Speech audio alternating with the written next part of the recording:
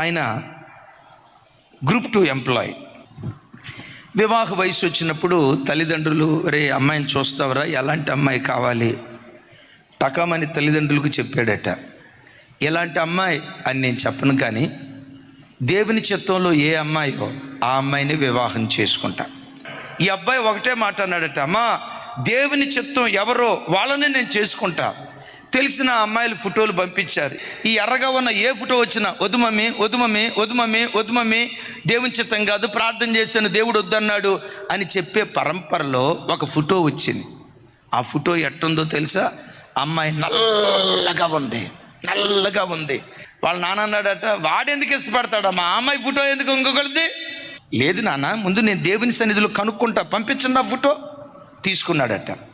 Just PG pass అయింది, ఉద్యోగం లేదు, ఏమి లేదు, మిడిల్ క్లాస్ ఫ్యామిలీ. ఫోటో చూశాడు. మమ్మీ నేను ప్రార్థన చేస్తా, ఒకవేళ దైవ చిత్తం అయితే ఆయన చిత్తం ఏదో అదే జరుగునుగాక, అవునని కానీ కాదని కానీ చెప్పజాలం, ఆయన చిత్తం జరుగునుగాక అని ఆ ఫోటో తీసుకొని ప్రార్థన గదిలోకి వెళ్ళాడట. దేవా, ఈ అమ్మాయి విషయంలో నీ చిత్తం ఏంటి, చేసుకోమంటారా, ముందుకెళ్ళమంటారా, ఇదిగో ఏంటి నా పరిస్థితి, చేసుకోమంటారా వద్దా? ప్రభు దగ్గర ప్రార్థన చేశాడు. ఆ ప్రార్థన మధ్యలో దేవుడు అన్నాడట, నా కుమారుడా, నీ కొరకు నేను ఏర్పరిచిన నీ నిజ జీవిత భాగస్వామి ఈ అమ్మాయే, ఈ అమ్మాయిని చేసుకో. ఆ ఫోటో తీసుకొని, మమ్మీ ఈ అమ్మాయిని నేను పెళ్లి డాడీ డాడీ ఈ అమ్మాయిని నేను పెళ్లి చేసుకోబోతున్నాను అని అంటే, ఆ తోబుట్టువులు తండ్రి, ఒరే కాన్షియస్లో ఉండే మాట్లాడుతున్నావా, నువ్వు ఎర్రగా ఉన్నావురా, 6 అడుగులు ఎత్తు, అందగాడివిరా, నీకు సోడక ఈ రంగెట్టా నచ్చిందిరా. నన్ను దైవ చిత్తం ఇది, నా స్వచిత్తం సిలువ వేసి దేవుని చిత్తానికి నన్ను నేను అప్పగించుకుంటున్నా అని నల్లగా ఉన్న అమ్మాయిని ఎర్రగా ఉన్న అబ్బాయి పెళ్లి చేసుకున్నాడు.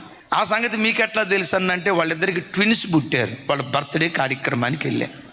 ఆ తమ్ముడు సాక్ష్యం చెప్తాడు, నేను పెళ్లి చేసుకోక మునుపు నా భార్యకు ఉద్యోగం లేదు, నేను పెళ్లి చేసుకున్న తర్వాత నా భార్య గవర్నమెంట్ ఉద్యోగానికి ఎగ్జామ్ రాసింది.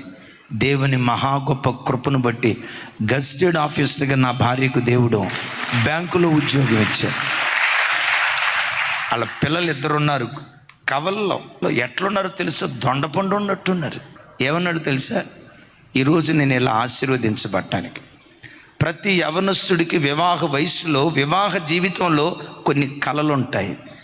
నా స్వచిత్తం సిలువ వేసి దేవుని చిత్తాన్ని నెరవేర్చాను గనుక నా బ్రతుకును ఒక అద్భుతంగా దేవుడు నిలవబెట్టాడు.